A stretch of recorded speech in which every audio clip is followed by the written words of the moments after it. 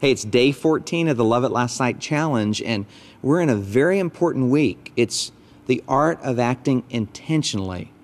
And don't get discouraged, because relationships are always 3 steps forward and 2 steps back. And the real point is, are you going in the right direction? Because this is not something that's going to be 30 days and everything's perfect. It's going to be a lifelong journey where you continually learn these arts and put them into practice. Today we're talking about in between. It's intentionally getting unstuck in a relationship, because sometimes relationships get into a rut and things get too comfortable, or maybe you just settle and think this is the way it's always going to be, or you argue over the same thing over and over and over again and you're just stuck in an argument, or you're facing the same issue constantly and you never seem to get anywhere.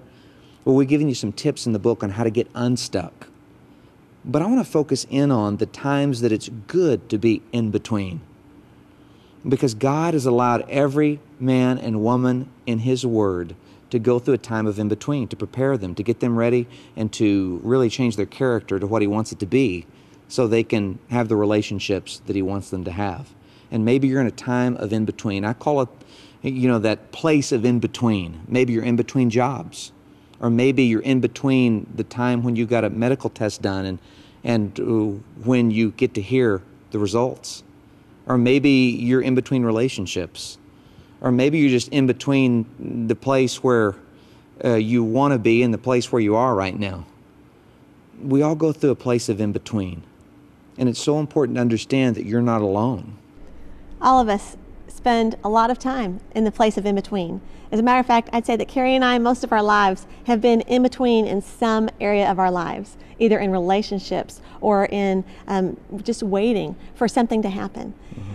And life is really what happens in the time that we're waiting for something to happen. This is what life is.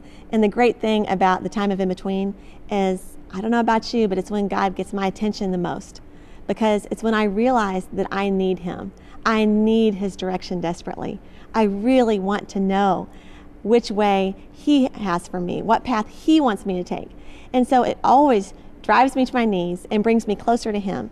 And we encourage you to use that place of in-between in that same way. Lean into it. Turn to God. Don't be afraid. Don't think that your story's already written.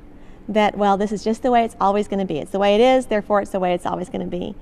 No, God can change your circumstances. He can change the people that you deal with. And most of all, He can change you and me. And so Carrie and I just really want to encourage you, because the place of in-between can be a place of frustration and desperation and sadness and apathy. And that's not the way it has to be. So we encourage you, really focus in on where are you in between in your life right now, and where is God getting your attention. And don't wait to live. When you're in the in-between, keep living. Keep doing the things that God calls you to do. Because miracles happen in the land of in-between. And we're praying for a miracle in your life and in your relationships today.